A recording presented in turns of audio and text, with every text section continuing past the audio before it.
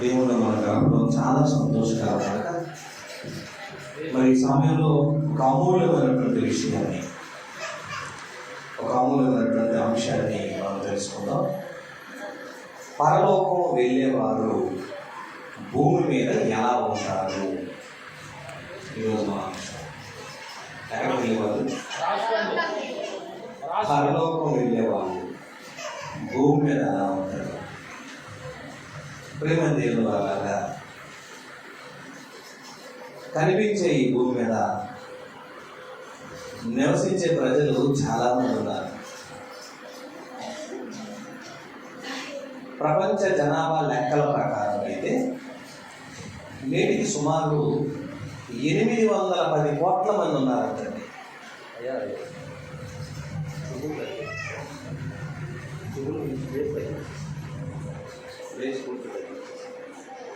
నేడు ప్రపంచ జనాభా 810 కోట్ల మంది ఉన్నారు. ఇంతమంది ప్రజలలో కనిపించే వాళ్ళందరిలో ఎక్కువ మంది ఎవరికి సంబంధించిన వారు అని అంటే, ప్రపంచంలో ఉన్నటువంటి మనుషులందరూ దేవుళ్ళ పేరు ఓటేస్తే ఎవరికి ఎక్కువ ఓట్లు పడతాయండి? ఎవరికి ఎక్కువ ఓట్లు పడతాయి? యేసు ప్రభువుకి ఎక్కువ ఓట్లు పడతాయండి ప్రపంచ జనాభా. ఎందుకంటే సుమారు 400 కోట్ల మంది క్రైస్తవులు ఉన్నారు. ఉన్న ప్రపంచ జనాభా 810 కోట్ల మంది అయితే 400 కోట్ల మందికి పైగా ఎవరున్నారు? క్రైస్తవులు ఉన్నారు. వీళ్ళందరూ పేరు చెప్పుకున్న మనుషుల్లోనే ఉండిపోయారు. కానీ పరలోకం వెళ్ళే వాళ్ళు అందరూ వెళ్ళిపోతారా అని అడిగితే అక్కడే డౌట్ అండి మనందరికీ.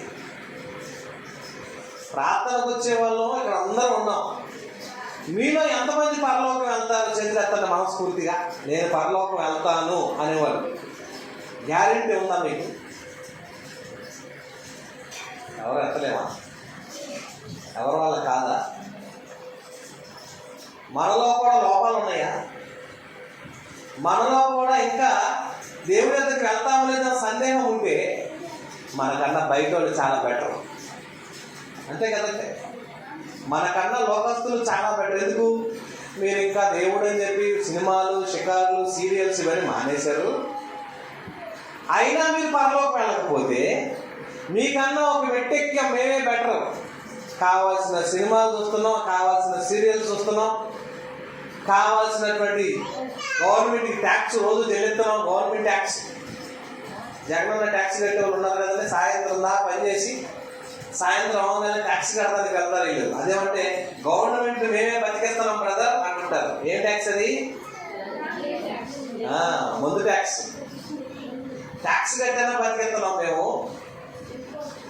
మీరు పరలోకం వెళ్ళిపోకుండా ప్రార్థనకి వెళ్ళిన మీ లాభమే ఉంది. మీకన్నా ఇంకా మేమే బెటర్. మేము చాలా హ్యాపీగా ఉన్నాం, తింటున్నాం, త్రాగుతున్నాం, తిరుగుతున్నాం, ఎగురుతున్నాం, ఫ్రీడంగా బ్రతుకుతున్నాం. మీరేమో అన్నిటినీ వదులుకొని, అన్నిటినీ మానుకొని, అన్నిటినీ వదిలేసుకొని ఎంత బ్రతుకు బతికి మీరు కూడా మాతో పాటు నరకానికి వస్తే మీకన్నా మేమే బెటర్ అంటారండి.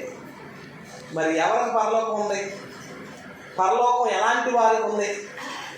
ఎలాంటి వాళ్ళు పరలోకం వెళ్తారు? ఆలోచించారు ఎప్పుడన్నా? పరలోకం వెళ్ళే వాళ్ళు భూమి మీద ఎలా ఉంటారు? అదే మనం ఇక ఆసక్తిగా తెలుసుకోవాల్సిన విషయం అండి. భూమి మీదకి వచ్చిన ప్రతి మనిషి దేవుడు కలిగిస్తేనే వచ్చాం. మనమంతా అర్థం చేసుకోండి. మనమంతా ఎవరు కలిగిస్తే వచ్చాం? దేవుడు అనుకోని, కోరుకొని, ఎన్నిక చేస్తే, దేవుడు కలగని మనల్ని పుట్టిస్తేనే వచ్చాం. కానీ మనకై మనం అడిగి రాలేదు దేవుణ్ణి.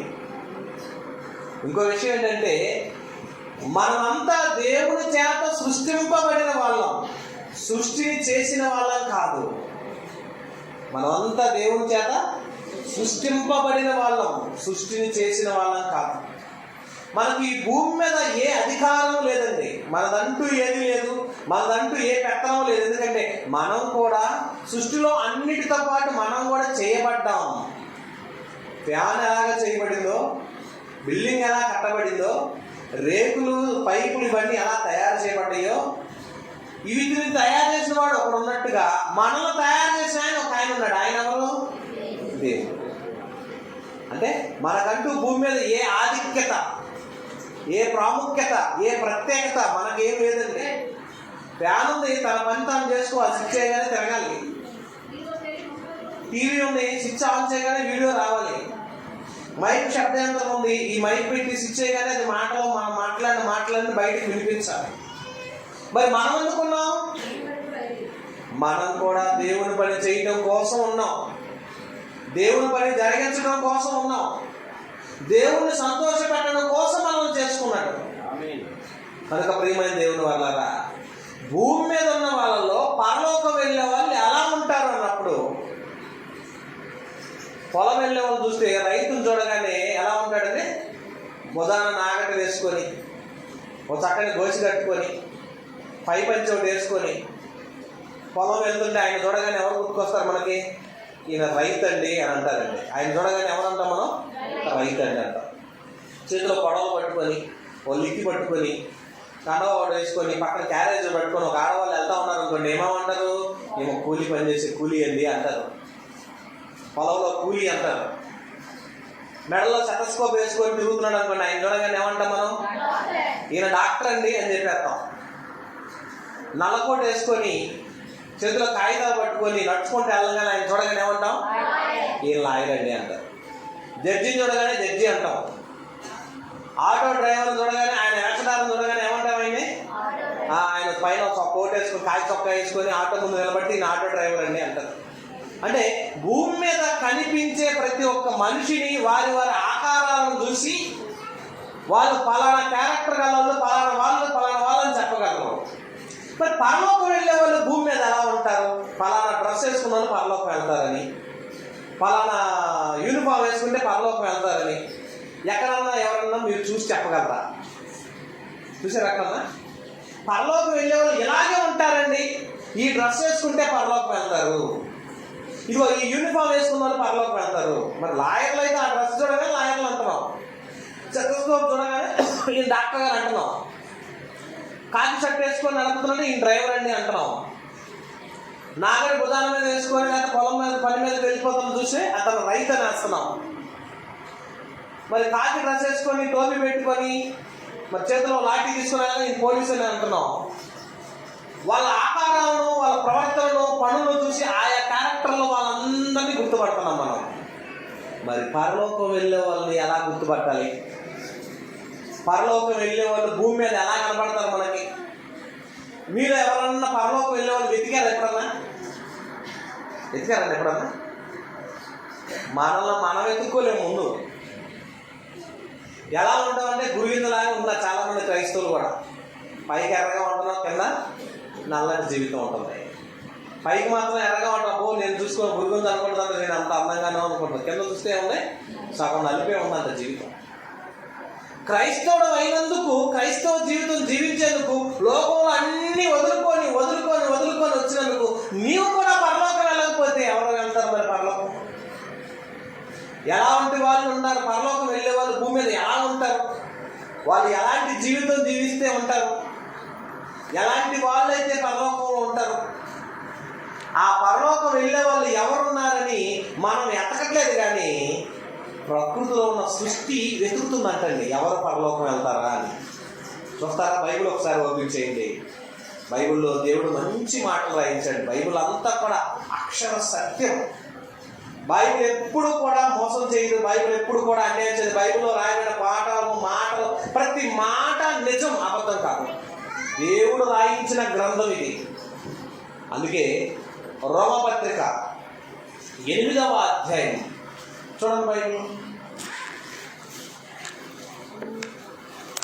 ఏమంటున్నాడు చూడండి. రోమపత్రిక 8వ అధ్యాయము 19వ వచనం చదువుకుందామండి. ఏమంటున్నాడమ్మా? దేవుని కుమారుల ప్రత్యక్షత కొరకు ఎలాంటి వాళ్ళు కనపడాలంట? దేవుని పిల్లలు ఎక్కడున్నారో చూడాలని సృష్టి మిగుల ఆశతో తేరి చూచుచు కనిపెట్టుచున్నదంటండి. ఎవరు కనిపెడుతుంది? సృష్టి అంటే ఎవరో? సృష్టి అంటే ఎవరన్నా మనుషుల? ఎవరు మరి? కనిపించే ఈ విశ్వం కనిపించే ఈ ప్రకృతి అంతా ఎక్కడ దేవుని పిల్లలు ఉన్నారు, ఎవరు దేవుని మాటలు చెప్తున్నారు, ఎవరు దేవుని పాటలు పాడుతున్నారు, ఎవరు దేవుని కోసం బ్రతుకుతున్నారు, ఎవరు దేవుని కోసం త్యాగం చేస్తున్నారని సృష్టి అంట మిగుల మిగుల మిగుల ఆశతో తేరి చూస్తుందంటండి. 1000 మంది ఉన్నారు, వీళ్ళల్లో ఎవరున్నారు అని. 1,00,000 మంది ఉన్నారు, వీళ్ళల్లో ఎవరున్నారు అని ఆశతో తేరి చూచు ఏం చేస్తుందంట, కనిపెట్టుచుందంటండి. కనిపెట్టుకుంటుంది ఎవరున్నారు ఎవరున్నారు ఎవరున్నారు అని. మీరు ఎవరన్నా ఉన్నారా? ఇప్పుడు కనిపెడుతుందా లేదో చూడాలి. మనలో ఎవరన్నా ఉన్నారా పరలోకం వెళ్ళే వాళ్ళు? పరలోకం వెళ్ళే వాళ్ళు క్యారెక్టర్ ఎలా ఉండాలి, ఎలా ఉంటారు? ఒకరోజు అంట ఒక చిన్నపిల్లవాడు పరుగులు తీసుకుంటూ వెళ్తున్నాడు అంటండి. బాబోయ్ బాబోయ్ నాయనో చచ్చిపోతాం చచ్చిపోతాం చచ్చిపోతాం బయలుదేరుతున్నాడు, పరిగెత్తున్నాడంట. ఎవరు ఆగట్లేదంట. ఊరు వదిలి పారిపోతా ఉన్నాడు, పొలాల్లో పారిపోతున్నాడు. ఇంకా పరిగెత్తున్నాడు పారిపోతున్నాడు అంట. ఒక పాస్టర్ గారు ఎదురయ్యి ఆగు ఆగు, ఎందుకంత ఆవేశపడుతున్నావు, ఎందుకంత వెళ్తాం, ఎందుకంత తొందరపడుతున్నావు, ఆగంటే అయ్యగారు నేను వెళ్ళిపోతాం చచ్చిపోతాం అంటాడు. ఎందుకు చచ్చిపోతావు, ఏంటి అసలు, ఏంటి నీకు ప్రాబ్లం ఏంటనంటే, పైన ఆకాశం కనపడుతుందా అన్నాడు. కనపడుతున్నాను. దానికి ఎక్కడన్నా స్తంభాలు కనపడుతున్నాయా అన్నాడంటండి. ఎక్కడ స్తంభాలు కనపడుతుంది, బాబోయ్ కింద పడిపోతే మనం చచ్చిపోతాం ఏమంటున్నాడండి. అది కింద పడిపోతేమో మనం చచ్చిపోతాం, నేను దాన్ని దాటి వెళ్ళిపోదాం అని పరిగెత్తున్నాను అన్నాడండి. ఏం దాటిపోతాడంట, ఆకాశాన్ని దాటి వెళ్ళిపోవాలని పరిగెత్తాడండి. ఎందరో పరిగెత్తాడు. అది ఇలా పరిగెత్తున్నాను అని అనగానే పాస్టర్ గారు అన్నాడంట, పిచ్చోడా ఆకాశానికి స్తంభాలు ఉన్నాయి అన్నాడంటండి. స్తంభాలు ఉన్నాయి, ఎలా ఉన్నాయండి అని అన్నాడంటండి. ఎలా ఉన్నాయో నేను చెప్తా, నేను చెప్పిన పని చెయ్యి, ఉన్నాయో లేవో చెప్తాను అన్నాడంటండి. సరే నాకు స్తంభాలు ఎలా ఉన్నాయి కనపడాలి చూడాలని ఉంది, ఒకసారి నాకు చూపించండి అయ్యగారు అని అన్నాడంటండి. చూపిస్తాను కానీ నేను చెప్పిన పని చేస్తే నీకు కనపడతాయి స్తంభాలు అన్నాడంటండి. ఏం చేయమంటాను అన్నాడంటండి.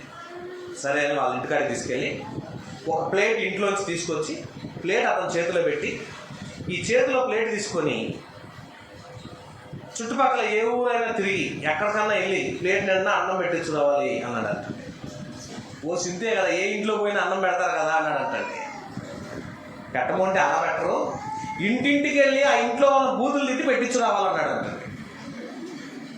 ఏం చేయాలన్నాడే, ఇంటింటికి తిరిగి ఆ ఇంట్లో వాళ్ళని బూతులు తిట్టి పెట్టించు రావాలి అన్నాడంట.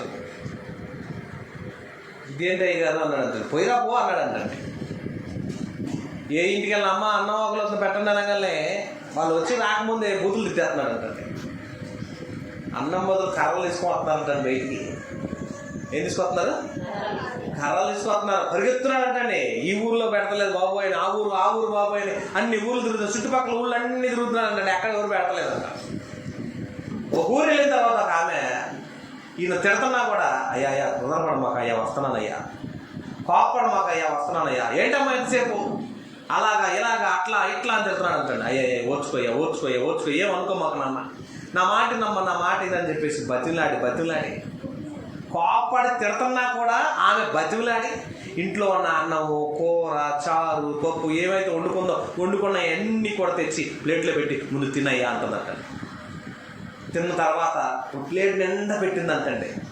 పెట్టిన తర్వాత మా నాన్న ఆవేశపడమాక, కోపడమాక నాన్న, మా నాన్న కదా, మా తమ్ముడు కదా, మా బుజ్జి కదా, మా కండ కదా అని జోకొట్టి మరీ అన్నం పెట్టి పంపించిందంట. నేను తిడుతున్నాడు కానీ ఏమేం చేస్తుంది, తిట్టావు కానీ ముందు తినయ్యి ఆకలి అవుతుందేమో, ఈ చారు వేసుకో, ఈ పప్పు వేసుకో, ఈ కూర వేసుకో అని అన్నీ వేస్తుందంటండి.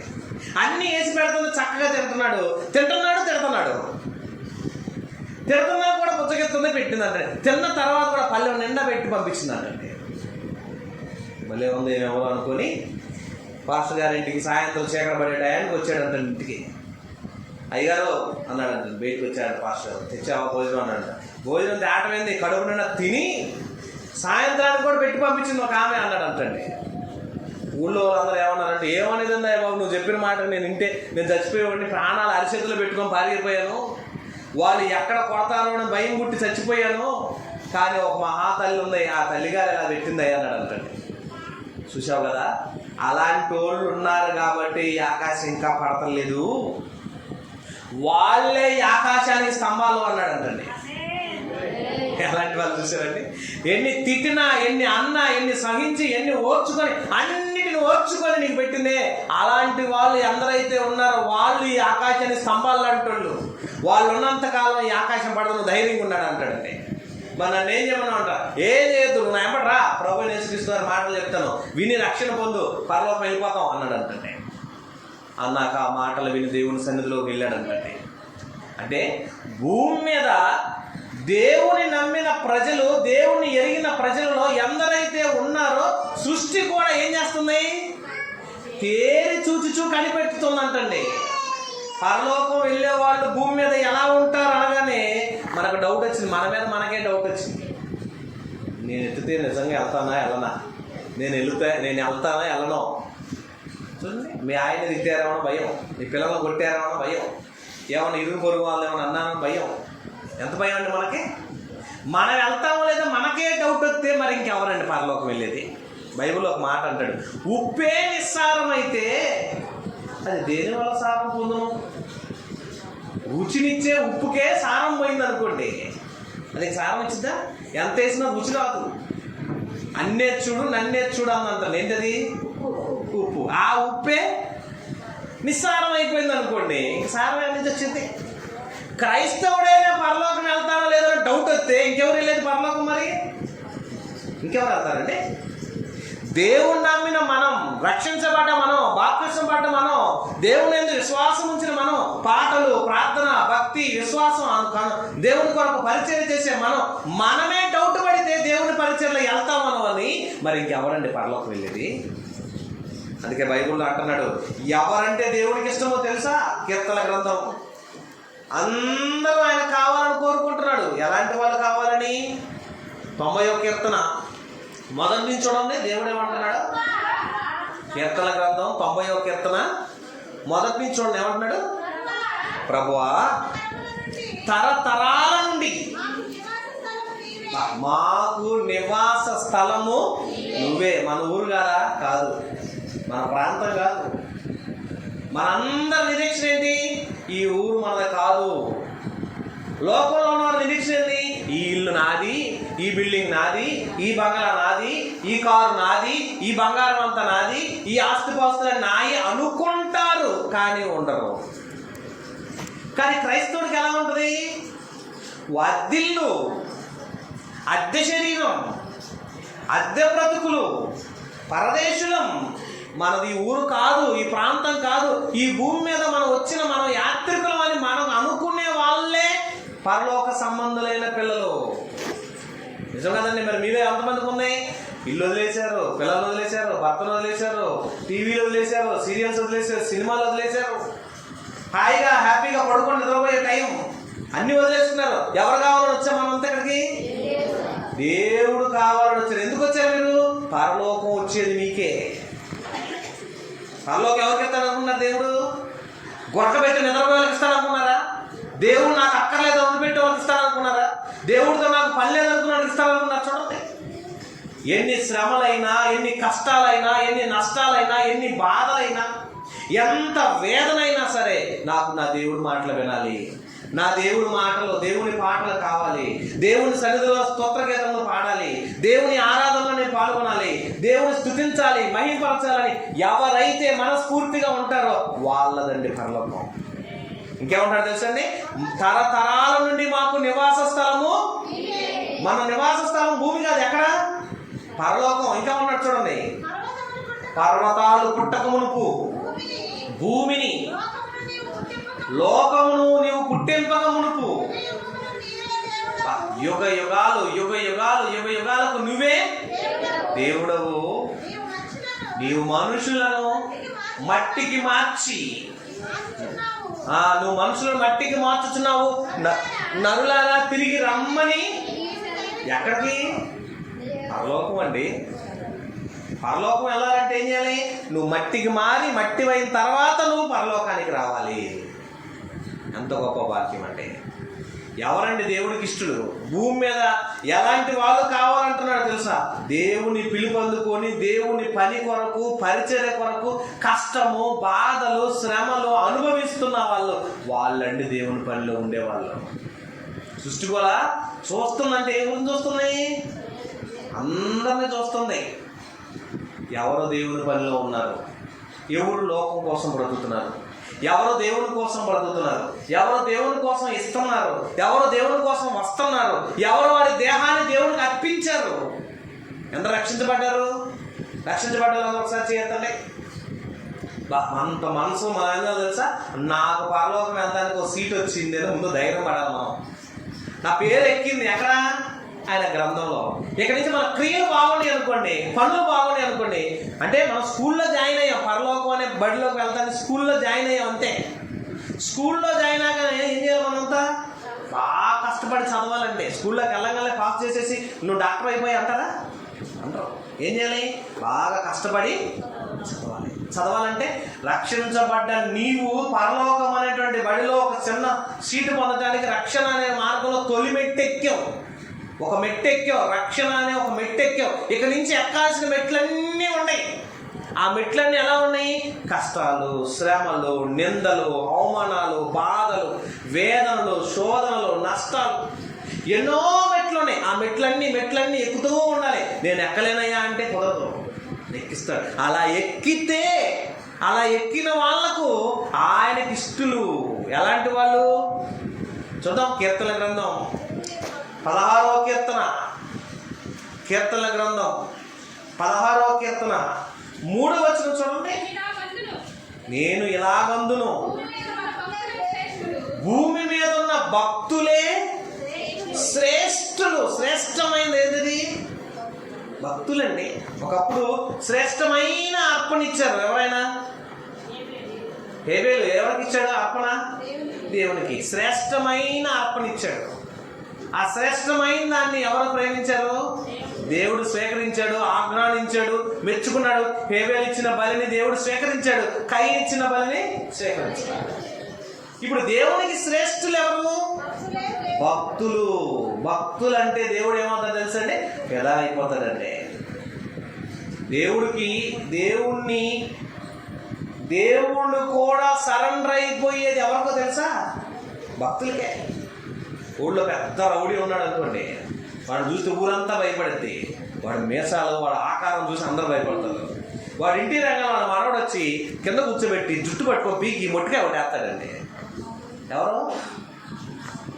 ఊరంతా భయపడే రౌడీ గారి ఇంటికి వెళ్ళగానే ఆయన జుట్టు పట్టుకొని పీకి మీద ఎక్కి గుద్దే వాళ్ళు ఎవరు?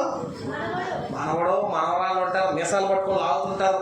ఏ తాత కూర్చో, కూర్చో, ఏంటి వేస్తాలు వేస్తున్నా ఉంటా, అన్న కొట్టున్నా ఉంటా, ఎలా కొట్టున్నా ఉంటా, దాన్ని కొట్టు చూద్దాం అని ఒక గుద్దు గుర్తుంటారండి. అలా కొడతారా? ఎందుకు? వాడు వారసుడు, వాడు ఇష్టడు, వాడు మనవడు, తన వారసు, తనలోంచి వచ్చిన వాడు. భక్తులు కూడా ఎవరికి ఇష్టలండి? దేవునికి ఇష్టలు. దేవుడు ఏమైపోతాడు తెలుసా? భక్తులంటే ఫిదా అయిపోతాడు. భక్తులకి దేవుడు లోబడిపోతాడండి. ఏదన్నా మనసులో దాచుకోవడం మొత్తం చెప్పేస్తాడండి.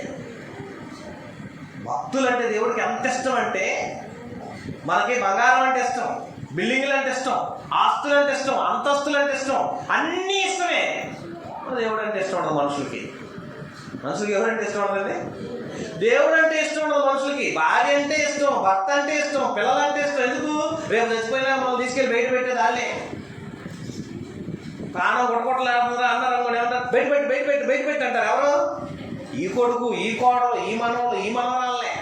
నువ్వు కట్టుకుని ఇంట్లో నువ్వు చచ్చిపోతావు, ప్రేమగా చచ్చిపో. నీరు వాణి అన్ని బెడ్ మీద చచ్చిపోతాడు అంటారా? వద్దు, కింద పట్టు అంటారు. మంచం మీద చచ్చిపోతే మళ్ళీ మంచం పారేయాలేమో, గదిలో చచ్చిపోతే గది పాడు పెట్టాలేమో, ఇంట్లో చచ్చిపోతే ఇల్లు ఒక 6 నెలలు పాడు పెట్టాలంటారేమో అని. చచ్చిపోతావు అంటే నువ్వు ప్రేమించిన నీ భార్యనే, నువ్వు ప్రేమించిన నీ భర్తే, నువ్వు ప్రేమించిన నీ పిల్లలే నిన్ను బయటపడేస్తారు. నువ్వు ఎవరైనా ప్రేమించరా?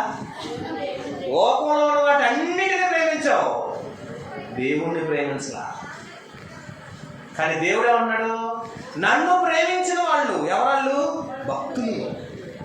ఎవడైతే భక్తుడు అవుతాడో, ఎవడైతే దేవుని ఇష్టడుగా ప్రేమిస్తాడో, నాకు దేవుడు అంటే ఇష్టం అని ప్రేమించే వాళ్ళు ఉంటారో, అలాంటి భక్తులు అంటే ఎవరికి ఇష్టం అంటండి? దేవుడికి ఇష్టం. అందుకన్నాడు, భూమి మీద ఉన్న భక్తులే శ్రేష్ఠులు, వారు నాకు కేవలం ఇష్టలు. ఏం చేస్తారు వీళ్ళు? భక్తులు ఏం చేస్తారు? భక్తుడైన దావీదు లేకపోతే భక్తుడైన అబ్రహాము అనగానే దేవుడు ఏం చేశాడండి? ఇతను నా స్నేహితుడు. అబ్రహాం ఏమన్నాడు? ఇతను నా స్నేహితుడు. భక్తుడు స్నేహితుడు అవటం ఏంటి? ఎప్పుడన్నా ఆలోచించారా? స్నేహమా? ఎవరితో? భక్తుడితో దేవుడికి స్నేహం. ఎలాంటి స్నేహం? తన మనసులో ఉన్నవన్నీ చెప్పేశాడండి. ఎవరికి? అబ్రహాం. అబ్రహాం ఏంటన్నా, ఏంటి తండ్రి, నేను లోతు దగ్గరికి వెళ్తున్నాను. ఎందుకు తండ్రి? అక్కడ సొదొమ గొమొర్రా పట్టణాలు ఉన్నాయి, వాళ్ళు నాకు చాలా ఘోరంగా ఉన్నారు, వాళ్ళని చంపేద్దామని వెళ్తున్నాను. ఎందుకు చెప్పాలి ఈయనకి? అబ్రహాంకు చెప్పాల్సినంత అవసరం ఏంటి? ఇతనంటే ఆయనకి ఇష్టం. ఇష్టమైన వాడు ఏం చెప్తాడండి? అన్నీ చెప్పేస్తాడు. భార్యాభర్తలు బాగా ఇష్టం ఉన్నారనుకోండి, భర్త దగ్గర ఉన్న రహస్యాలు అన్నీ భార్య చెప్పేస్తాడు. భార్య దగ్గర ఏది తెలిసినా, ఊళ్ళో చుట్టుపక్కల ఏది తెలిసినా దాచిపెట్టి వచ్చింది, భర్త ఎప్పుడు వస్తాడా అని చెప్పాలండి. లెట్టండి లెట్టండి అన్నీ చెప్తూ ఉంటుంది. ఎందుకు చెప్తారండి? ఇష్టం. దేవుడు కూడా తన భక్తులైన పిల్లలకు చెప్పకుండా ఉండలేకపోయాడండి. అబ్రహాము అబ్రహాము అబ్రహాము అని చెయ్యాలనుకున్న పనిని ముందే చెప్తున్నాడు. ఎందుకు? భక్తులంటే ఆయనకి పేరు కూడా ఏం పెట్టాడు తెలుసా? నేను అబ్రహాము దేవుడును, ఇస్సాకుకు దేవుణ్ణి, యాకోబుకు దేవుణ్ణి. ఎందుకని అంత గొప్ప చెప్పుకున్నాడు? ఆ భక్తులంటే నాకు ఇష్టం. నేనంటే వాళ్ళకి ఇష్టం, వాళ్ళంటే నాకు ఇష్టం. ఎంత గొప్ప మాట అండి! నువ్వంటే నాకు ఇష్టం, నేనంటే నీకు ఇష్టం. ఎంత ఇష్టం? దేవుడు అంటే నీకు ఎంత ఇష్టమో ఆయనకి నువ్వంటే అంత ఇష్టం అంటండి. అలాంటి ఇష్టలు శ్రేష్ఠులు. ఎక్కడికి వెళ్ళేవాళ్ళు? వాళ్ళు పరలోకం వెళ్ళేవాళ్ళు. మనకు ఎవరంటే ఇష్టం? దేవుడు అంటే ఇష్టమైన వాళ్ళు ఎంతమంది ఉన్నారు మీలో? ఇష్టమేనా? లడ్లు అంటే ఇష్టం, స్వీట్లు అంటే ఇష్టం, ఆటలు అంటే ఇష్టం అంటారా? టీవీ అంటే ఇష్టమైన వాళ్ళు వదిలిపెట్టేస్తారు దేవుణ్ణి. ఆరాధనకు వచ్చే వాళ్ళు ఆదివారం రోజు చూసారండి, బంధువులు అంటే బంధువులు కనపడగలే ఆడ పడేస్తారు. పోయి బైబుల్ అక్క వచ్చేసావా నీ గట్టిగా కౌగులించుకొని దాక్క కూర్చో, అక్క నీకోసం మంచి మంచి మంచి మోసం తెచ్చి పెడతాను, చక్కగా వండి పెడతాను, కూర్చో. అమ్మ ఆరాధన టైం అవుతుంది, ఆరాధన రోజు వెళ్తానులే, అయ్యగారు రోజు చెప్తూనే ఉంటాడులే, నువ్వు రాక వచ్చావు అని. ఎవరంటే ఇష్టం నీకు? అప్పుడు చూస్తుంటాడు దేవుడు. ఏంటి మార్తమ్మా, ఏంటి సువార్తమ్మా, ఏంటమ్మా, ఏంటి రూతమ్మ గారు, ఏంటి పరిస్థితి అంటుంటాడు. మీలో ఆ పేర్లు ఉంటే ఏమనుకో మాకండి. ఏమంటాడు? నీకు ఎవరంటే ఇష్టమా అని చూస్తాడు. టెస్టింగ్. అబ్రహాం కూడా టెస్ట్ చేశాడు కదండి. అబ్రహాము లేక పుట్టాడు కదా నీకు కొడుకు. ఎప్పుడు పుట్టాడు? పండు ముసల వయసు, ఒళ్ళన్నీ రాలిపోయి బొగ్గలన్నీ చొట్లబడిపోయి బోసినోరు వచ్చిన వయసు. ఏ వయసు అయింది? బోసినోరు, నోట్లో తినటానికి నవ్వుతానికి నాలుక జీవ చచ్చిపోయినటువంటి వయసు, పొళ్ళన్నీ రాలిపోయిన వయసు. అత్తాంటి వృద్ధాప్యంలో ఒక బిడ్డనిస్తే 10 సంవత్సరాలు పుడితేనే ఒక బిడ్డను ఏమంటాం? లేక పుట్టాడండి. గారాబం చేసి ఒక్కరిని బాగా పెంచుకుంటాం. ఒక ముద్దు పుడితే ఒక చిన్న బొడ్డోడు 10 సంవత్సరాలు పుడితేనే ఎంత ప్రేమ చూస్తామండి. పెళ్లి రోజుకి ఒక సంఖ్యలో ఉన్నాడు అనుకోండి, పుట్టాడండి అన్నిటి కాకుండా, సుఖం సంతోషం లేకుండా పక్కన పుట్టాడు అంటారండి. కానీ పుట్టలేదు అని ఎదురు చూసి 10 ఏళ్ళు పుడితే ఎంత ఉంటుంది ప్రేమ? లేక పుట్టాడని వాళ్ళు ఎవరేమన్నా ఊరుకోరు. టీచర్ గారు చెప్పొస్తారు ముందే, మా వాడిని ఏమన్నది, చదివినా చదవకపోయినా నీ జీతం నీకు ఇస్తాను, వాడు కూర్చొనియండి, వాడు ఏమన్నా రాసినా రాపిచ్చుండే, చదివితే చదివించండి, అంతేగాని వాడి మీద దెబ్బ పడిందంటే నీకు ఉందే అంటారండి. ఎందుకు? నేనే కొట్టను, మా ఆయన అసలు కొట్టడు, నా పిల్లాడు లేక పుట్టాడు జాగ్రత్త అంటారండి. ఒకసారి 10 ఏళ్ళకే లేక పుడితే 100 ఏళ్ళకి లేక ఎన్నన్నా పదాలు. ఎప్పుడుకో పుట్టాడు. ఆయన అంటే అంత ప్రేమ ఉంటుందండి. అంత ప్రేమ ఉన్న అబ్రహాం గారికి కుమారుణ్ణి దేవుడు నాకు బలిస్తావా అని అడిగాడండి. ఇస్తానన్నాడు. ఈయన అన్నాడా? నీకంటే నాకెవరు ఎక్కువ? చూసారండి, నీకంటే నాకెవరు ఎక్కువ? ప్రార్థన అన్నా, దేవుడి పని అన్నా మనం ఏం చేస్తాం తెలుసండి? పక్కన పెడతారా, వస్తున్నారా చూస్తుంటాడు దేవుడు. కష్టం వచ్చింది, నష్టం వచ్చింది, శ్రమలు వచ్చినాయి, నిందలు వచ్చినాయి, ఇక దేవుడి పని ఉంది, ప్రార్థన ఉంది, కూడిక ఉంది, ఏది కావాలో కోరుకో అంటాడు. అప్పుడు ఏం చేస్తాం మనం? చూస్తాడు దేవుడు. నేనంటే ఇష్టమా, భార్య అంటే ఇష్టమా, నేనంటే ఇష్టమా, భర్త అంటే ఇష్టమా, నేనంటే ఇష్టమా, పిల్లలంటే ఇష్టమా, నేనంటే ఇష్టమా, పొలం అంటే ఇష్టమా అంటుంటాడు. ఏం చేస్తామండి మనం? నాకు దేవుడు అంటేనే ఇష్టం. ఒక రోజున ఊరంతా మొగ్గు పట్టింది, కోతలు కోసుకునే టైం వచ్చింది, మొగ్గు పట్టింది, ఆరాధన టైం అయింది, అందరూ పరిగెత్తారు, సంఘంలో అందరూ వెళ్ళిపోతున్నారు. అయ్యా వచ్చి గంట నాకు లేక సాయంత్రం వచ్చి ఆరాధన చేసుకుంటాం, ముందు కోత కోసి వస్తాం అయ్యా అంటారు. ఏం చేస్తాడు పాస్టర్ గారు అక్కడే కూర్చొని ప్రార్థన చేసుకున్నాడట. ఒక ముసలామ ప్రయాణం వచ్చేసింది, ఆమె కార్యక్రమం పొలం ఉంటాయి, ఆమె వచ్చేసింది. ఆ పొలం కూడా ఊరు చివర, అందరి ఊరు దగ్గరే. కానీ ఏమేం చేసిందంటే ఆరాధనకు బయలుదేరి వచ్చేసి, నేను మనం వెళ్ళలేదు, నువ్వు కోత కోసుకోవా అంటే, అయ్యా నేను అంత దూరం పోలేను, పోయే సంగతి ఏమో, ముందు ప్రార్థన కంటే ఎక్కువ ఉంది, ఉంటే అది ఇంటికి వచ్చింది, మనది అయితే ఇంటికి వస్తుంది, లేకపోతే వదిలేస్తాడు, దేవుడి చేతులు ఉన్నాయి, నా చేతులు ఏముంది, నాకు ఆరాధన ముఖ్యమని కూర్చుంది. పాస్టర్ గారు ఆమె కలిసి ఆరాధన చేస్తున్నారు, అందరూ వెళ్ళిపోయారు. వాన కురిసింది కానీ ఆ అరెకరం తగలేదని అందరూ తెలుసుకుని ఏమైంది, ఆ అరెకరం నుంచి యువతలకు పడిందంటారు వర్షం, అవతల లేదు వర్షం. అందరు కోసి కుప్పలు వేసుకున్నారు, ఏడ్చారు, అబ్బో తడిసిపోయింది, మాది తడిసింది ఇంటికి వచ్చి చెప్పుకుంటున్నారు.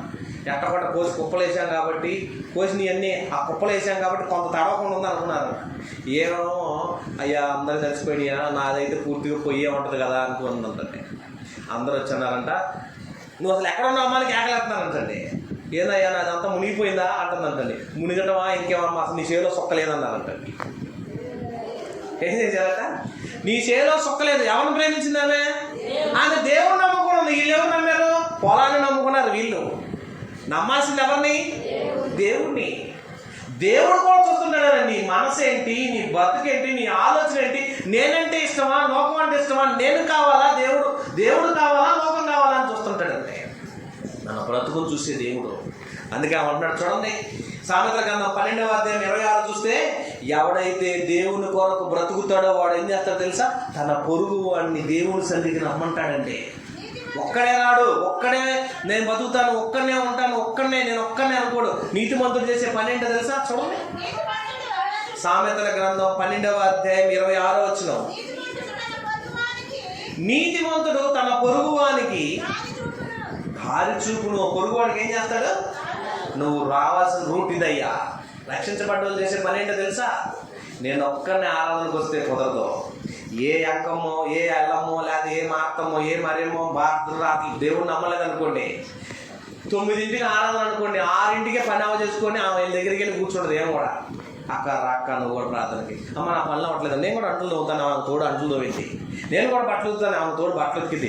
పని ఇంకో గంట ముందే అవజేసి అక్క వెళ్దాం. ఏంటి అక్క నన్ను ఒత్తిడి చేస్తాను? లేదక్క నువ్వు వస్తే దేవుడు నువ్వు రక్షిస్తాడు, నిన్ను కావాలనుకుంటున్నాడు దేవుడు, నీకోసమే దేవుడు వచ్చాడని. ఈ నీతి మంత్రాలు చేసే పని ఎలా ఉంటుందో తెలుసండి, ఒక మారని మనిషి కొరకు తన సమయాన్ని హెచ్చించి, సమయాన్ని కేటాయించి వాళ్ళ ఇంటికి వెళ్ళి ఆమె సహాయపడి ఆమెను ఏం చేసి తెలుసా, 10 సార్లు 20 సార్లు తిరిగి ఆమె దేవుడి సన్నిధిని నడిపించిద్దండి. ఎవరామె? పరలోకం వెళ్ళే ఆమె. ఎవరామె? పరలోకం వెళ్ళే వాళ్ళు. ఒక్కటే అలా వెళ్ళేటప్పుడు ఏం చేసింది, ఆమెతో పాటు ఇంకొకరిని పూజ చేసే పని ఆమె. ఎక్కడికి వెళ్ళాలి?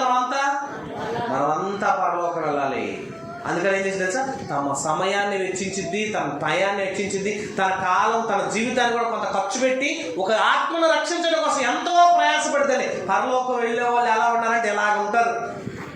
మనం ఏం చేస్తాం, టైం అయిపోయి, ఆరాధన అయిపోయి, ఆయిగారు డ్రమ్ము కొట్టేసి ఆశీర్వాద ప్రార్థనకు అందుకుంటున్నాం అనుకోండి, వేళతో ఇంకా పరలోకం. ఆలోచించండి, ఏ క్రియ అయినా మనలో లేకపోతే, ఏ పని అయినా మనలో ఎలా లేకపోతే మన పరలోకం రావండి. అందుకన్నాడు, నీతిమంతుడు తన పొరుగు వారికి దారి చూపుతాడు. ఎలా చూపుతాడు?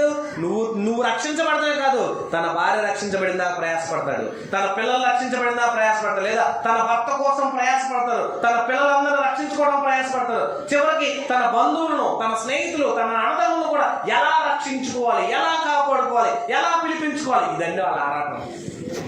నీతిమంతులు చేసే పని. ఎవరాళ్ళు? పరలోకం వెళ్ళే వాళ్ళు. ఇలా ఉంటారు భూమి మీద వాళ్ళు. అలాంటి క్యారెక్టర్ మీలో ఉందో లేదో తెలుసుకోండి. అలాంటి పని మీరేదో ఒక ఆత్మ రక్షించుకోవాలి. పాస్టర్ గారే రక్షించుకోవాలనుకోకూడదు. కాపర్ ఏం చేస్తాడు? గొర్రెల్ని మేపుతాడు. పచ్చిక గల చోట్ల గొర్రెలు అంటే మాలాంటి మంచి మాటలు వినిపించాలని మీకు మేత పెట్టేస్తుంటాడు. మేత పెట్టే పని, మేత చూపించే పని సేవకుడిది. తిని పెరిగి ఎదిగి పిల్లలని అనే పని ఎవరిదండి? గొర్రెలది. గొర్రెలు ఏం చేయాలి? సంతానాన్ని ఉత్పత్తి చేయాలి. అంటే మీతో పాటు అనేకులు తీసుకొచ్చే బాధ్యత మీది. వాటన్నిటికీ సరైనటువంటి ఆహారం పెట్టే పని కాపరిది, సేవకుడిది. అప్పుడు మనం ఏం చేయాలి? మనతో పాటు మరికొంతమందిని పనిలో పరిచయంలో నడిపించగలుగుతున్నావంటే నిన్ను దేవుడు మెచ్చుకుంటాడు. ఒక పాపి మారు మనసు పొందుతాం పరలోకంలో దేవుడి కంట పండగ ఆయనకి అక్కడ పండగ. పరలోకంలో పండగ ఎప్పుడు జరిగిందంటే భూమి మీద ఒక పాపి మారు మనసు పొందితే పరలోకంలో పండగ. ఆ పరలోకంలో పండగ జరగాలంటే ఏం చేయాలి? భూమి మీద దేవుడు పండగ చేస్తున్న పని ఏం చేయాలని తెలుసా? ఒక ఆత్మను దేవుని సన్నిధిలో రక్షించాలి. అలా ఎవరైతే రక్షిస్తున్నారో వాళ్ళకి అక్కడ సీట్ కన్ఫర్మ్ చేస్తుంటాడు దేవుడు. మీకు స్థలం సిద్ధపరచ వెళ్ళానన్నాడు. ఎవరైనా అందే? యేసుప్రభు ఏమన్నాడు? మీకు పరలోకంలో స్థలం సిద్ధపరచ వెళుచున్నాను, అక్కడ అనేక స్థలాలు ఉన్నాయి, అక్కడ మీరు కూడా ఉండులాగా మీకు స్థలం సిద్ధపరుచున్నాను. స్థలం సిద్ధపరచబడాలంటే ఏం చేయాలి? నువ్వు ఇక్కడ భూమి మీద అనేకులు దేవుని పనికి నడిపిస్తూ ఉండాలి. నడిపిస్తున్నా నిన్ను చూసి నీకు స్థలం కేటాయిస్తాడు ఆయన. ఎంత గొప్ప భాగ్యం అండి. అంటే పరలోకం వెళ్ళే వాళ్ళు ఎలా ఉంటారో తెలుసా? వాళ్ళు ఎప్పుడు ఖాళీగా ఉండరు. వాళ్ళు ఎప్పుడు మరొక ఆత్మ రక్షించాలని ఆరాటం, వాళ్ళు ఎప్పుడు పాట పాడాలని ఆరాటం, వాళ్ళు ఎప్పుడు ప్రార్థన చేయాలని ఆరాటం, వాళ్ళు ఎప్పుడు ఒక ఆత్మను దేవుని సన్నిధిలో నడిపించాలన్న పోరాటం. కుటుంబం కోసం బాధ, శ్రమలు, కష్టాలు, నిందలు, వాళ్ళ కుటుంబాలందరినీ ఎలా దేవుని సన్నిధిలో నడిపించాలని ఆరాటం. సంఘాన్ని ఎలా నడిపించాలి, సంఘంలో ఉన్న పిల్లల దేవుడి కొరకు ఎలా నడిపించుకోవాలి, లోకంలో ఉన్న వాళ్ళ కోసం ప్రార్థన చేయాలి. వీళ్ళ ఆరాటం అంతా దేవుడు దేవుడు దేవుడు దేవుడు అనేనండి. మనం ఏం చేస్తామండి? లోకాన్ని ప్రేమిస్తే ఎలా ఉంటాం? పొలము, పని, కుటుంబం, పనులు, పిల్లలు, చదువులు, ఉద్యోగాలు, వ్యాపారాలు, ఆస్తులు, సంపాదన, ధనము, మూలం ఇవన్నీ సరి చేసుకుంటూ ఉంటాం. అలాంటి ఆలోచనలు ఉండాలి పరలోకం ఇవ్వడం. అందుకే ఉన్నాడు చూడండి, కీర్తన గ్రంథం 101వ కీర్తన 6వ వచనంలో ఒక మంచి మాట అంటున్నాడండి. కీర్తన గ్రంథం 101వ కీర్తన 6వ వచనం, నా యొద్ద నివసించున్నట్లు. ఏమన్నాడండి? నా యొద్ద నివసించున్నట్లు దేశములో నమ్మకస్తులైన వారిని. ఎవరండి? దేవుడు అంట నా యొద్ద ఎవరు నివసిస్తారో, ఎవరు నా దగ్గర ఉంచుకోవాలని దేవుడు ఏం చేస్తాడంటే దేశంలో నమ్మకస్తులు, నా యొద్ద నివసించే వాళ్ళు నమ్మకస్తులైన వారిని నేను కనిపెట్టుచున్నాను. నిర్దోష మార్గమందు నడుచువారు నాకు పరిచారకులగుదురు. చూశారంటే నమ్మకస్తులు ఆయన ఏం చేస్తాడంట? కనిపెడుతున్నాడంటే. మరి ఎంతమంది ఉన్నారు నమ్మకస్తులు? ఎంతమంది దేవుడికి నమ్మకస్తులుగా ఉన్నారు? ఒక నమ్మకస్తుడు పేరు పెట్టాడు, అతను నాకు నమ్మకస్తుడు, యథార్థవంతుడు అనగానే దయ్యం వచ్చి ఏ అయినా యథార్థవంతుడు, ఏ నమ్మకస్తుడు, నాకు ఒక అవకాశం నేను చూసుకుంటాను అందండి. ఎవరైనా? యోబు. దేవుడు పోటీ చేసుకుందాం అంటే ఎవరు పడితే అలా పోటీ పంపిస్తాడండి. స్కూల్లో అప్పుడప్పుడు డిఓ గారు వస్తుంటారు ఇన్స్పెక్షన్ డిఓ గారు వస్తున్నారు, కానీ స్కూల్లో మాస్టర్ గారు, హెడ్ మాస్టర్ గారు కూడా గడగడ ఉడుకుతుంటాడు. ఎందుకు? పాఠాలు సరిగ్గా చెప్తున్నారో లేదో అని టెస్టింగ్ కోసం వస్తాడు. వచ్చినప్పుడు టీచర్లు అందరూ చెప్తారు, అమ్మ మీ క్లాస్లో బాగా చదివేవాళ్ళు వాళ్ళు ముందు కూర్చోబెట్టు, బాగా చెప్పేవాళ్ళు ముందు కూర్చోబెట్టు, బాగా చెప్పిన వాళ్ళందరినీ వెనక్కి పంపించేయి అని అంటారంటే. బాగా చదివే వాళ్ళందరూ ముందు కూర్చోబెట్టి, బాగా చదివిన వాళ్ళందరూ వెనక్కి కూర్చోబెట్టేస్తారు. అప్పుడు మాస్టర్ గారు, టీచర్ గారు అందరూ సమావేశం చేసుకొని ఎవరెవరు బాగా చదువుతారే మీరు అటెండ్గా ఉండండి, కరెక్ట్గా ఉండండి. మాస్టర్ గారు డిఓ గారు వచ్చి ఏ ప్రశ్న వేసినా టక్కున సమాధానం చెప్పాలి. చెప్పే వాళ్ళని అలా ఎదురు కూర్చోబెట్టి చెప్పే వాళ్ళని నిలబెడతారు. ఎందుకు? వాళ్ళు నిలబడగలరు, చెప్పగలరు అనే ధైర్యం ఎవరికి ఉంది? మాస్టర్ గారికి, టీచర్ గారికి ఉంది. వాళ్ళ దగ్గరలో అందుబాటులో కూర్చోబెడతారు. దేవుడు కూడా నువ్వు ఏది చేసినా సరే నా భక్తుడు గెలవగలడన్న నమ్మకం ఎవరి మీద ఉందండి? దేవుడికి యోబు మీద ఉంది. మరి మన మీద? మన ఇల్లు కాలిపోయింది అనుకోండి, రేపు దేవుడు లేదు, ఏం లేదు, నేను ప్రార్థనకి వెళ్తాను, నా ఇల్లు కాలిపోవటం ఏంటి? అయ్యా నీకు స్తోత్రం, నీకు ఇక బాయ్ నీకు నాకు చల్లదులే, నేను వెళ్ళిపోతున్నాను, నువ్వు నాకేం మేలు చేసావు అంటారండి. ఎవరిని? మేలు చేస్తేనే మనకు దేవుడు. భూమి మీద మనకు మేలు చేస్తేనే దేవుడా? పోయినసారి చెప్పమన్నాడు మేలు కీడులు, మీరు వచ్చారా? నేను చెప్పలేదా మీకు? ఎంత గొప్ప దేవుడు అండి. మేలు చేస్తేనే దేవుడా కాదు, నిన్ను కాపాడేవాడు దేవుడేనండి. నిన్ను కాపాడటానికి ఆయన ఎన్నో ప్రయత్నాలు చేస్తాడు. ఈ పని అవ్వట్లేదంటే దాని పని మీద ఏదో ఉంది, దాని మీద దేవుని ఆలోచన ఏదో ఉంటుంది. నీకు ఇది కాదు అన్నాడంటే దీనికోసం ఏదో దాచి పెడతాడు దేవుడు. కానీ నువ్వు ఎలా ఉండాలి? దేవుడికి నమ్మకస్తుడు. మళ్ళా చదువు నా మాట ఏమన్నాడు? నా యొద్ద నివసించినట్టు, అంటే నాతో పాటు పరలోకంలో ఉండేటట్లు దేశంలో నమ్మకస్తులైన వారిని నేను కనిపెట్టుచున్నాను. నమ్మకస్తులైన వారందరినీ పరలోకం తీసుకెళ్తానికి సిద్ధపడతానండి. మనలో ఎంతమంది నమ్మకంగా ఉన్నావు దేవుడికి చెప్పండి. పరలోకం వెళ్ళే వాళ్ళంటే ఇలాగే ఉంటారు. నమ్మకస్తులే ఉంటారు, పనిచేసే వాళ్ళు ఉంటారు, సోమరిపోతులాగా ఉండరు, కష్టపడుతుంటారు, అనేక ఆత్మలు రక్షించే భారం కలిగి ఉంటారు. ఆత్మల భారం ఉంటుంది వాళ్ళ కడుపులో. ఒక మీటింగ్ పెడితే బాగుండు, కొత్త మందిని తీసుకొద్దాం. ఈరోజు వచ్చారు, కొత్తగా వచ్చిన వాళ్ళు ఎవరు చేయాలి? 1, 2 మిమ్మల్ని ఎవరైనా పిలిస్తే వచ్చారా? మీరే వచ్చారా? చాలా సంతోషం. మరి మీరేం చేయాలి తెలుసా? అయ్యగారు దూరం నుంచి ఎవరో లోదరబాబు గారు ఆయన వస్తున్నాడు, ఇంకొక ఆయన వస్తున్నాడు, మీటింగ్ పెట్టారు, 4 తీసుకొచ్చారు అనుకోండి, దేవుడు ఎవరిని ప్రేమిస్తాడు? మిమ్మల్ని ప్రేమిస్తాడు. ఎందుకో తెలుసా? మీరు నమ్మకస్తులు ఆయనకి. పరలోకం వెళ్ళే పనిలో మీరు కూడా ఉన్నట్టు.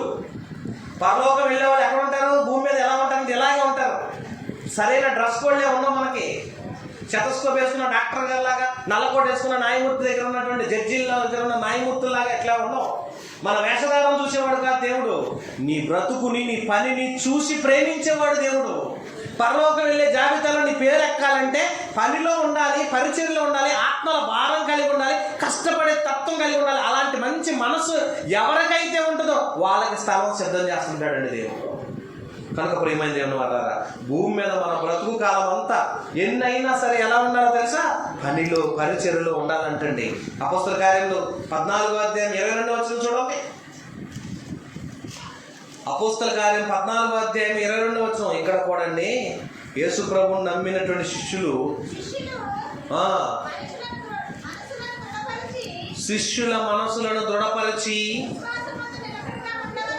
వాళ్ళు ఎలా ఉండాలనుకున్నారండి? విశ్వాసమందు నిలకడగా ఉండవలెనని అనేక శ్రమలను అనుభవించి. పరలోకం వెళ్ళే వాళ్ళు ఎన్ని పడాలంటే ఎన్నో శ్రమలైన, బాధలైన పడి పరలోకం వెళ్తానికి సిద్ధపడాలంటే. శిష్యుల మనసులో ఏం చేయాలంట? దృఢపరిచాడంటండి, బలంగా ఉంచాడు. ఈ బంధం దృఢమైంది అంటుంటారండి. సినిమాలో టీవీలో యాడ్లు చెబుతుంటారు, నాగార్జున సిమెంట్ అని అనగానే ఈ బంధం దృఢమైంది అంటాడు. ఏది? సిమెంట్ ఇసుక దృఢమైంది. దేవుడు అంటున్నాడు, దేవుడు నమ్మిన పిల్లల హృదయాలను స్థిరం చేస్తున్నాడంటండి. మీరు బలంగా ఉండండి. శ్రమ వచ్చినా, కష్టం వచ్చినా, బాధ వచ్చినా లెక్క చేయరండి. ఎందుకు? మన విశ్వాసంలో బలంగా ఉంటే, వాక్యాన్ని నిలబెట్టుకుంటే, మన హృదయంలో వాక్యం నేర్చుకుంటే, మనం ఎప్పుడైతే ఎక్కువ వాక్యాలు మన హృదయంలో అనుకోండి, ఎటువంటి చిన్న ఆటుపోట్లు వచ్చినా, తత్తర్లు వచ్చినా పడిపోవండి. నా దేవుడు నాకున్నాడు అని నిలబడతారు. దేవుడు ఉన్నాడని నిలబడే శక్తి నీలో ఉంటుంది అప్పుడు. ఎందుకు?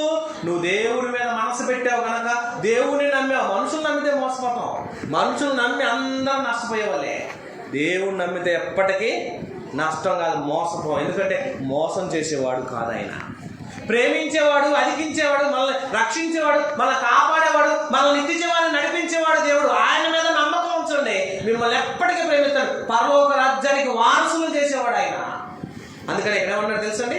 చూడండి, శిష్యుల మనసులను దృఢపరచి విశ్వాసమందు నిలకడగా ఉండవలనని అనేక శ్రమలను అనుభవించి మనము దేవుని రాజ్యంలో ప్రవేశించవలనని వారిని హెచ్చరించిరి. కష్టాలు వచ్చినాయని వదిలేయకండి, బాధలు వచ్చినాయని వదిలేయకండి, శ్రమలు వచ్చినాయని, నిందలు వచ్చినాయని, అవమానాలు వచ్చినాయని వదిలేయకండి, మిమ్మల్ని బలపరుస్తున్నాడు దేవుడు అంటున్నాడు. కాబట్టి బంగారం మెరుగుపడాలంటే ఏం చేయాలి? శుద్ధగా ఉన్నప్పుడు ఎవరో దాన్ని ప్రేమించం. అది బిస్కెట్లా ఉన్నప్పుడు బీరోలో పెట్టుకుంటాం కానీ ధరించం. దాన్ని ఎప్పుడైతే నిప్పుళ్ళు వేసి కాలుస్తూ ఉంటారో దానికి ఏమొచ్చింది? శోధన, శ్రమ వచ్చింది.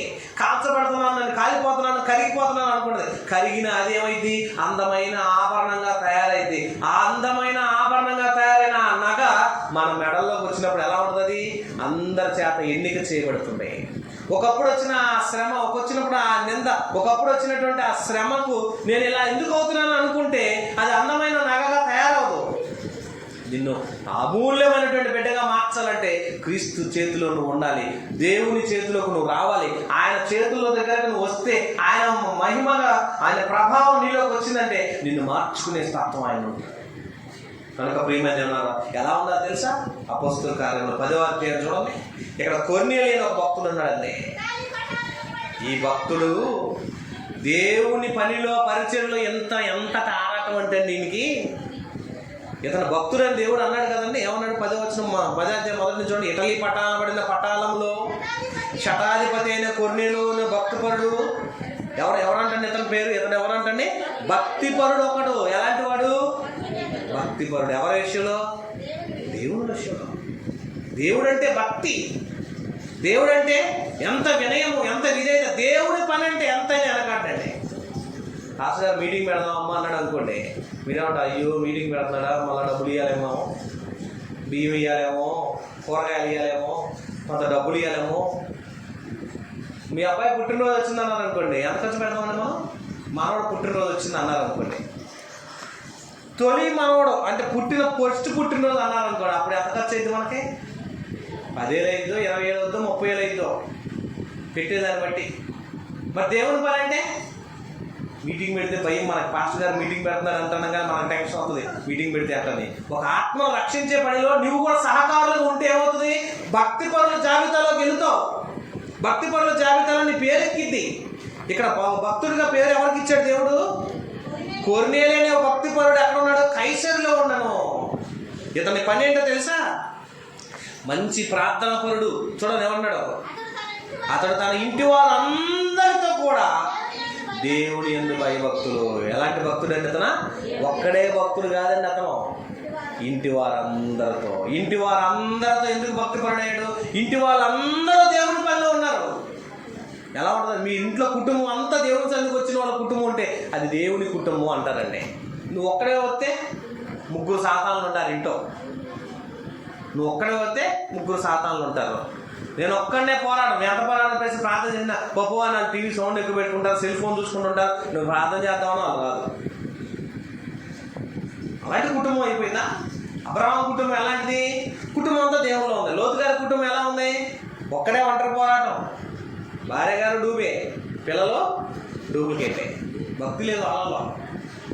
ఒక్కడే ఒంటరి పోరాటం చేశాడు. ఎంతకాలం చేస్తాడు? అందుకే ఆ కుటుంబాన్ని రక్షిద్దామని దేవుడు కోరుకున్నా మధ్యలోనే అమ్మగారు రాలిపోయింది. పిల్లలు కూడా ప్రవర్తన మారిపోయింది కదా. మాకు లోకంలో ఎవ్వరు లేరని తండ్రితోనే భయంకరమైన చట్ట ప్రవర్తన కలిగి జీవించిన వారు మనస్తత్వం వెళ్ళిపోయారు. ఎంత తప్పుడండి. అందుకని కుటుంబం అంతా కలిసి ఇక్కడ ఏమన్నాడు? కొర్నేలి తన భక్తిపరుడైన ఉన్నాడు, అతను తన ఇంటి వారందరితో కూడా దేవుని యందు భయభక్తులు గలవాడై ఉన్నాడు. అంతేకాక ఏం చేశాడు తెలుసండి? వాళ్ళ ఇంటికి ఒకసారి దైవజనుడు వస్తున్నాడని తెలియజేశారండి. అయ్యా మీ ఇంటికి పేతురు గారు వస్తున్నాడు, పేతురు గారు వస్తున్నారని కబురు వచ్చింది. కొర్నేలి గారింటికి పేతురు గారు వస్తున్నాడని కబురు వచ్చింది. పేతురు గారు వస్తుంటే ఏం చేయాలి? ఇక ప్రసంగం పెట్టారు, మీటింగ్లు ఏర్పాటు చేశారు, ఇక సుందరరావు గారు వస్తున్నారు, ఇక అక్కడ అంకులు వస్తున్నారు, వీళ్ళందరూ ఆర్కెస్ట్రా తీసుకువస్తున్నారంటే మనం ఎలా ఉండాలి? ఇక అప్పుడు యాక్ట్ అయిపోతాం. మంచి పాటలు పాడవచ్చు, మంచి ప్రార్థన ఉంటుంది, మంచి స్పీకర్ గారు వస్తున్నారు, మంచి వాక్యం చెప్తారు అని మనం ఏం చేయాలి? స్పెషల్గా అంత ముందు కన్నా కూడా ఇంకా స్పెషల్ ఐటమ్స్ మనకు ఉంటాయి కాబట్టి, మంచి వాక్యాలు అంటాం కాబట్టి మనం ఏం చేస్తాం? అందరం రెడీ అయిపోతాం, యాక్టివ్గా వెళ్ళిపోతాం, అందరం తీసుకొచ్చుకుంటాం, అందరం తీసుకోవాలి. ఎందుకు? కొర్నేలి గారింటికి కూడా పేతురు గారు వస్తున్నాడని కబురు చేశాడు. ఆయన అసలే భక్తిపరుడు. భక్తిపరుడు ఇంటికి ఎవరు వస్తున్నారు? ఒక పెద్ద దైవజనుడు వస్తున్నాడు. అప్పుడు ఈయన ఏం చేశాడు తెలుసండి? చూడండి ఏం చేశాడు? 24 వచనం. అప్పుడు కొర్నేలి తన బంధువులను ముఖ్య స్నేహితులను పిలిపించి, ఎప్పుడు దైవజనుడు వస్తాడని బంధువుల్ని స్నేహితుల్ని అందరినీ రెడీ చేసి కూర్చోబెట్టాడండి. ఏ పనిలో ఉన్నవాడు ఇతను? పరలోకం వెళ్ళే పనిలో ఉన్నవాడు. పరలోకం వెళ్ళేవాడు భూమి మీద ఉండే విధానం, పరలోకం వెళ్ళేవాడు ఎలా కనబడతాడు? ఇలా ఉంటారండి భూమి మీద.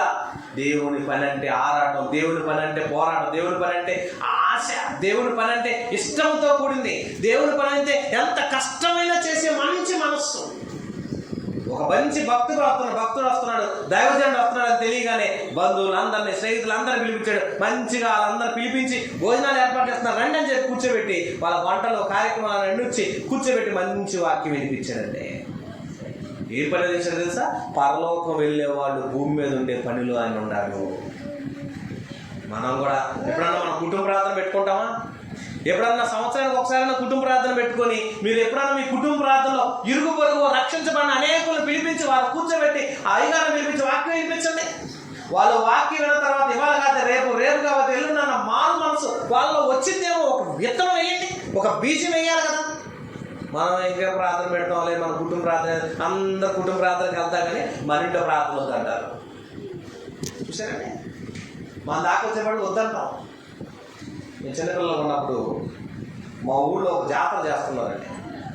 ఈ జాతరలో ఒక మీదకి అమ్మవారు వచ్చేసిందంట, ఎగురుతుంది గంతులు వేస్తుంటే ఆమె ఏమందంటే నాకు కోళ్ళు కావాలి అంటుందండి. కోళ్ళు తీసుకొచ్చి కోసేస్తా ఉన్నారు. ఎన్ని కోళ్ళు తెచ్చుకోసినా ఇంకా కావాలి ఇంకా కావాలంటుందండి. ఇదేంట్రా బాబు, ఊళ్ళో కోళ్ళు అన్నీ అయిపోతున్నా ఇంకా కావాలంటుంది, ఎన్ని కోళ్ళు తెచ్చి పెడదాం అని అంటే ఒక ఆయన అన్నాడు, తెలుగుగా మీకు తెలియదు నేను చెప్తాను అన్నాడండి. ఏం చేద్దామని అన్నాడు. అమ్మ తల్లి అన్ని ఊళ్ళో కోళ్ళు అన్నీ అయిపోయి మీ ఇంట్లో అవి ఉన్నాయమ్మా ఇంకేమి లేవమ్మా అన్నాడండి.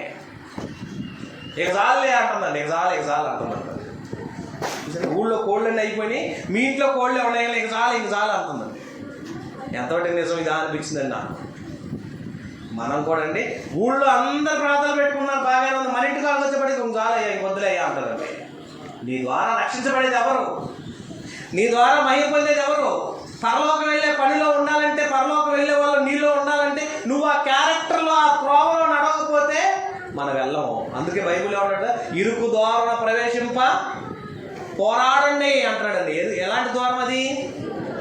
ఇరుకు ద్వారంలోకి వెళ్తే ఏమైంది? ఇరుకు ఎందుకు అయింది? ఇటు నుంచి కష్టాలు, ఇటు నుంచి బాధలు, ఇటు నుంచి ఆటుపోట్లు, ఇటు నుంచి శ్రమలు, ఇటు నుంచి నిందలు, అవమానాలు, ఇవన్నీ ఇరుక్కుపోయినాయి అన్ని మనలో. ఆ ఇరుక్కున్న దాంట్లోంచి కూడా దూరుకుంటా ఎక్కడ రావాలి మనం? పరలోకానికి ప్రవేశించాలి. పరలోకం వెళ్ళాలంటే ఎలా ఉన్నాయి? ద్వారం ఇరుకైపోయింది. శ్రమలు వచ్చి పక్కన పడ్డాయి, నిందలు వచ్చి పక్కన పడ్డాయి, కష్టాలన్నీ వచ్చి మీద పడ్డాయి, అవమానాలు వచ్చి నెత్తిన పడుతున్నాయి. వీటన్నిటిని ఎదిరించుకుంటూ, వీటన్నిటిని నెట్టుకుంటూ లాక్కుంటూ రావాలంటే ఈ ద్వారం ఎలా అయిపోయింది? ఇరుకు అయిపోయింది. ఇరుకు ద్వారం ప్రవేశింప పోరాడండి. పోరాటం చేస్తే మనకేమవుతుంది? పరలోకం. ఆ ద్వారం దాటితే నిత్యజీవమే నీకు. అలా పోరాడేవాడు భూమి మీద ఎవడుంటాడు? అలా పోరాడేవాడే పరలోకం వెళ్ళేవాడు భూమి మీద. అలా పోరాడే మంచి మనసు నీకుంటే నీకు పరలోకం వెళ్ళే రూట్ కరెక్ట్గా కన్ఫర్మ్ అయిపోద్దండి. అందుకని ఆలోచించండి. ఏమన్నాడు చూడండి, స్టెఫన్ గురించి చూస్తే ఏమన్నాడు చూద్దామండి. అపోస్తలుల కార్యం 7వ అధ్యాయం 51వ వచనం చూస్తే, స్టెఫన్ అనే ఆయన మీకు తెలుసు కదండి, దేవుని పనిలో పరిచర్లో వాడబడ్డాడు, దేవుని కొరకు నిలబడ్డాడు. అలా నిలబడ్డటువంటి స్టెఫన్ను చూసి ఆ రోజు ఏం జరిగిందో చూడండి. 7వ అధ్యాయం 51వ వచనం.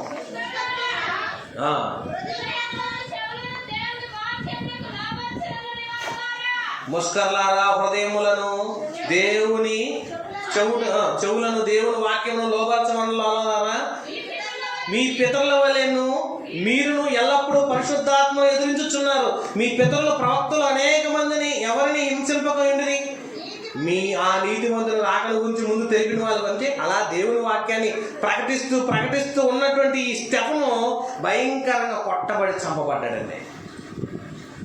అంటే మారని మనుషుల కోసం ఆరాటం, పోరాటం. ఎక్కడికి వెళ్ళే పనిలో ఉన్నాడు? పరలోకపు పనిలో ఉన్నాడండి. పరలోకం వెళ్ళేవాడు ఎవరైనా, స్టెఫన్ పరలోకం వెళ్ళాలంటే కన్ఫర్మ్ అయిందంటే దేవుని సువార్తలో, దేవుని పనిలో ఆయాసపడ్డాడు, ప్రయాసపడ్డాడు, ప్రాణాలు ఇవ్వడానికైనా సిద్ధపడ్డాడు.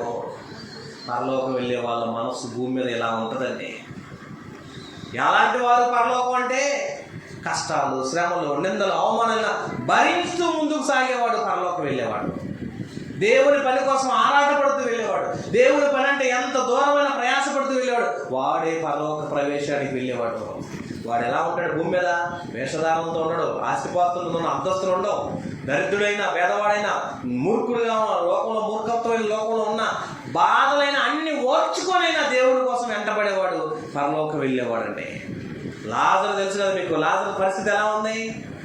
బంధువులు వదిలేశారు, స్నేహితులు వదిలేశారు, అన్నదమ్ములు వదిలేశారు, లోకంలో తనకంటూ ఎవరు లేరు, దరిద్రుడుగా ఉన్నాడు. శరీరం అంతా కూడా గజ్జికురుపులతో ఉన్నాయి. లోకంలో తను ప్రేమించే వాళ్ళు ఎవరు లేరు, ఒక ముత్తేసి అన్నం పెట్టేవాళ్ళు లేరు, ప్రేమించే మనుషులే లేరు. అయినా కూడా ధనవంతులు ఇంట వాకిట కూర్చున్నాడు. ఆ తిన్నగా ఎంగులు మెతుకులు పడితే, ఎంగులు రొట్టె ముక్కలు పడితే ఆ ఏరుకోనైనా తింటాను, దేవుని కోసం బ్రతుకుతానని పరలోక రాజ్యం కోసం పోరాటం చేశాడండి. అంటే ఎంత బాధలైన అనుభవించాడు కానీ దేవుణ్ణి వదిలిపెట్టలేదండి. ఎంత కష్టమైన పడ్డాడు కానీ దేవుణ్ణి వదిలిపెట్టలేదండి. మన కడుపును పుట్టిన బిడ్డలు ఇద్దరు ఉంటే, ఆ ఇద్దరు బిడ్డల కోసం భర్త చనిపోతే ఆ భార్య బిడ్డలు వదిలేసిందని, నా బిడ్డల కోసం ఎంత కష్టమైన, ఎంత శ్రమైన అనుభవించి వాళ్ళ బతికించుకోవాలని ఆరాటపడుతుంది. నీ భక్తి కూడా అంతేనండి. ఎన్ని శ్రమలు వచ్చినా, ఎన్ని నిందలు వచ్చినా, ఎన్ని అవమానాలు వచ్చినా దేవుడి కొరకు నిలబడు. అంతే, నువ్వు నిలబడు, ఆయన నడిపిస్తాడు. నువ్వు నిలబడు, నేను దేవుని రాజ్యానికి తీసుకెళ్తాడు. నువ్వు నిలబడు, పరలోకం కొరకు ఎదురు చూడు, దేవుడిని తీసుకెళ్తాడు. ఎందుకు? ఆయన కొరకు నిలబడ్డ వాళ్ళు కావాలి, ఆయన కొరకు చేసేవాళ్ళు కావాలి. పరలోక ప్రవేశానికి వెళ్ళే వాళ్ళు ఎవరో ఉన్నదో తెలిసి ఎలా ఉంటారు. భూమి మీద ఎవరు పరలోకం వెళ్ళే వాళ్ళంటే పనిలో ఉన్నవాడికి పరలోకం ఉంటుంది, కష్టపడేవాడికి పరలోకం ఉంటుంది, బాధలైన శ్రమలను అనుభవించేవాడికి పరలోకం ఉంటుంది, శ్రమ అనుభవించే ఒక ఆత్మ భారం కలిగిన వాడికి పరలోకం ఉంటుంది. నేను అనేక మందిని దేవుని సేవ నడిపించాలనేవాడికి పరలోకం వెళ్ళేవాడు ఉంటాడు. అలాంటి వాడు భూమి మీద పరలోకం వెళ్ళేవాళ్ళు. అలాంటి వాళ్ళ జాబితాలో ఎంతమంది ఉన్నారో మిమ్మల్ని మీరే లెక్కేసుకోండి. మీరు లెక్కేసుకోండి, నేనేం చేస్తున్నాను, ఎలా బ్రతుకుతున్నాను, నేను ఎలా దేవుడి కోసం ఉంటున్నాను, మీరు లెక్కేసుకోండి. మీ లెక్కే మిమ్మల్ని పరలోకానికి తీసుకెళ్తుంది. చూడండి, ఇంకో మాట చూద్దామండి. ఎలాంటి మంచి మాట అంటాడు చూడండి. కొరింథీయులకు రాసిన మొదటి పత్రిక 11వ అధ్యాయం 1వ వచనం చూస్తే ఇక్కడ అంటున్నాడండి. కొరింథీయులకు రాసిన మొదటి పత్రిక 11వ అధ్యాయము 1వ వచనంలో మంచి మాట అంటున్నాడు. ఏమంటాడమ్మా?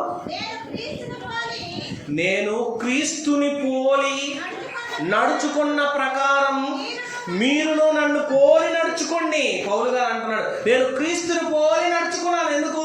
బాధలైన, శ్రమలైన, నిందలైన ఎలా భరించాడు యేసు ప్రభు, నేను కూడా అలాగే భరిస్తున్నాను.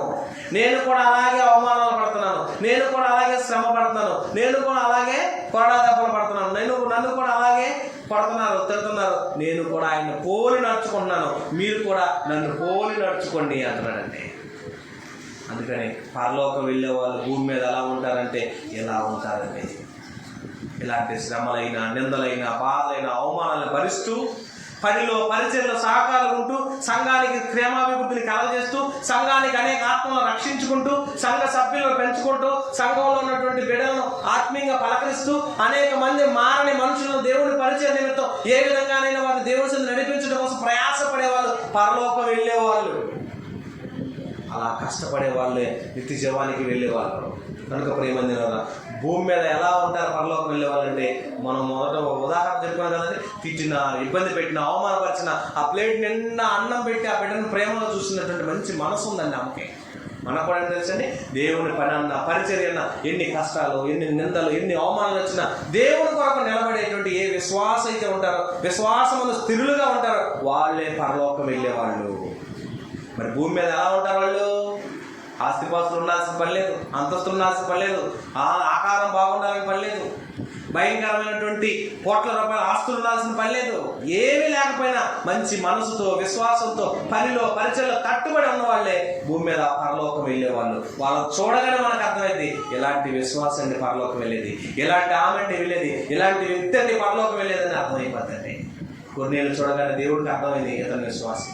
స్టెఫను చూడగానే అర్థమైంది ఇతను దేవుడిని నమ్మిన వ్యక్తి. అబ్రహాము చూడగానే అర్థమైంది ఇతను దేవుడి కోసం బ్రతికే వ్యక్తి. ఇస్సాకును, యాకోబుని ఇలా పేర్లు పెట్టి ఎందుకు పెట్టారు తెలుసా? వీళ్ళందరూ పరలోకం వెళ్ళేవాళ్ళు. వాళ్ళ జాబితాలో మనం కూడా ఉండాలంటే వాళ్ళని పోలి మనం కూడా క్రీస్తు కొరకు బ్రతకాలి. అలా బ్రతికితే పరలోకం వెళ్ళే వాళ్ళ లిస్టులో నీ పేరు కూడా ఉంటుంది. కలుగుసుకోండి, ప్రార్థన చేసుకుందాం. జీవం కలిగిన మా గొప్ప దేవ, మీ కొండనాలు స్తోత్రాలు. పరలోకం వెళ్ళే వాళ్ళు భూమి మీద ఎలా ఉంటారనే మాటలు కొన్ని విన్నాము. ఇంకా మరిన్ని సంగతులు ఉన్నాయి. కానీ ఇదిగో తండ్రి, మా జీవితాలు ఎలా ఉన్నాయో, మేము ఎలాంటి బ్రతుకులో ఉన్నామో, ఎలాంటి జీవితం కలిగి మేము బ్రతుకుతున్నామో, సంఘానికి, సంఘ సభ్యులకు, సేవకులకి, సంఘంలో ఉన్నటువంటి విశ్వాసులకు, లోకంలో ఉన్న మనుషులకు ఎలాంటి బ్రతికి నిన్ను మహిమపరిచే వారిగా ఉంటామో ఆలోచన చేసుకునే మంచి మనస్సు ఉండదు తండ్రి. పరలోక రాజ్య ప్రవేశానికి ఇదిగో తండ్రి, భూమి మీద మేము జీవించే ఈ జీవితాన్ని ముడిపెట్టబడినటువంటి సందర్భాలను మేము మనసులో పెట్టుకుని, వాటిని ఆలోచన కలిగి, నిందలు, అవమానాలు, కష్టాలైన, బాధలైన వాటిని భరించే శక్తిని మాకు దయచేయండి. నీ పనిలో పరిచయం వాడబడే శక్తిని మాకు దయచేయండి. ఇదిగో తండ్రి, స్టెఫన్ లాగా ఓర్చుకుంటూ, స్టెఫన్ లాగా అనేక మందికి బోధిస్తూ, ఇదిగో తండ్రి పౌలు లాగా అనేక మందిని నీ కుమారుడు క్రీస్తుని పోలి నడిచే స్వభావాన్ని మాకు దయచేయండి. కొన్నేళ్ళ లాంటి భక్తి పరులుగా ఉంటూ అనేక మందిని ఆత్మలో రక్షించుకునే పనిలో మమ్మల్ని ఉంచండి. ఇదిగో తండ్రి, భూమి మీద ఉన్న భక్తులే శ్రేష్ఠులు, వాళ్ళు కేవలం నాకు ఇష్టలు అని చెప్పారు. నీకు ఇష్టమైన బిడ్డల జాబితాలో మమ్మల్ని కూడా ఉంచి నీ పరలోక రాజ్య ప్రవేశానికి వెళ్ళేటువంటి నీ పరలోకానికి వెళ్ళేటువంటి భాగ్యం మాకు కూడా అనుగ్రహించమని ఇదిగో తండ్రి కూడి వచ్చిన ప్రతి బిడ్డను మీరు జ్ఞాపకం చేసుకోండి. విన్న మాటలకు అర్థం కాకుండా ప్రతి ఒక్కరి హృదయంలో ఫలించి అభివృద్ధి పొందలాగిన నీ సేవలో నీ పరిచయలో నిలబెట్టి నడిపించమని, మా ద్వారా మీ ద్వారా మేము నిలబడి నీ పరిచయంలో కొనసాగడానికి మాకు సహాయం చేయమని. మా ముందు ఎన్నో శ్రమలు ఉన్నాయి, మా ముందు ఎన్నో నిందలు, ఎన్నో అవమానాలు, ఎన్నో కష్టాలు మా ముందు నేను తండ్రి. వాటన్నిటిని ఎదుర్కొనే శక్తిని, వాటన్నిటిని ఓర్చుకునే శక్తిని, వాటన్నిటిని జయించే శక్తిని, వాటన్నిటి నుంచి విడుదల మాకు దయచేయండి. అన్ని విషయాల్లో మమ్మల్ని ఆదరించి నడిపించింది ఆయన. కష్టమైన, శ్రమైన, నిందైన, అవమానమైన, బాధైన మిమ్మల్ని విడువగా జీవించే భాగ్యాన్ని మాకు దయచేయమని, మీకోసం నమ్మకంగా బ్రతికి విశ్వాసంలో స్థిరమైన మనసు కలిగి జీవించే యోగ్యత మాకు అనుగ్రహించమని మా ప్రియుడు, మా ప్రభువు, మా రక్షకుడైన యేసుక్రీస్తు వారి పరిశుద్ధ నామమున ప్రార్థిస్తూ వేడుకొంచున్నాము తండ్రి. ఆమేన్. అందరి వందనాలు.